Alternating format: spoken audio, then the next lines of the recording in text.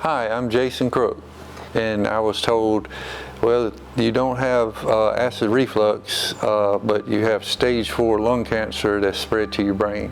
I do some singing and playing guitar a little bit, and I was singing, and when I'd hit a certain note, I would hear some vibrato that sounded unusual. But being a man, you know, you're just like, I'll deal with that later. And then I tried it again, and it did it, and then I'm like, something's not right. My voice was getting worse, and like it completely went out. I couldn't even talk. They ordered a CT scan, and I had to scan, and they called me later and said they spotted something in your lung, and then they scheduled me for an MRI.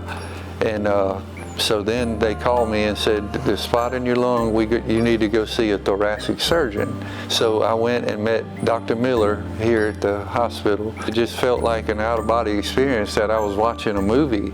They were talking about someone else. My wife was with me, and we kind of started crying, and a whirlwind of emotions hit you. Word got out. I live in a little small town, and you know, word gets around quick, and I had a lot of people that care about me, a lot more than I thought did. 2 days later, after the diagnosis, I was getting a biopsy, and then I met the team, you know, with Dr. Ravel, and Dr. Grubbs was the radiologist who targeted the spots on my brain with the radiation. I had 5 treatments of that, and then I had a scan. I was told that the spots that they treated, they were dead, but I had developed something called Leptomeningeal disease. I was introduced to Dr. Wallace. They decided to put an Omiya reservoir under my scalp and give me the syringe worth of chemo on top of the immunotherapy. And then Dr. Grubb has also said that with the leptomeningeal disease, I needed to have whole brain radiation and whole spine radiation.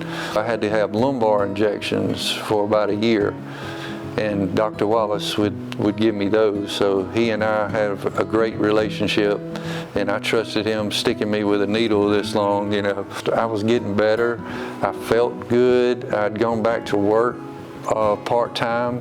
I had scans, and then him and JC, I had an appointment with him and JC Devon, and then they come in and told me that the leptomeningeal disease was gone. It wasn't present in my scans, which was nothing short of a miracle. I had gotten really close with God and had a lot of people praying for me. I was getting cards in the mail from like my kindergarten teacher, and at the time my son was in kindergarten, and so it kind of was a full circle moment. It made you bring tears to your eyes, thinking my kindergarten teacher still cares about me. And it was just touching, and just tons of churches that, you know, have me on the prayer list, and people just reaching out to me. It was just overwhelming. I know God had a lot to do with it, but so did JC and Dr. Wallace and Dr. Ravel as well, my whole team.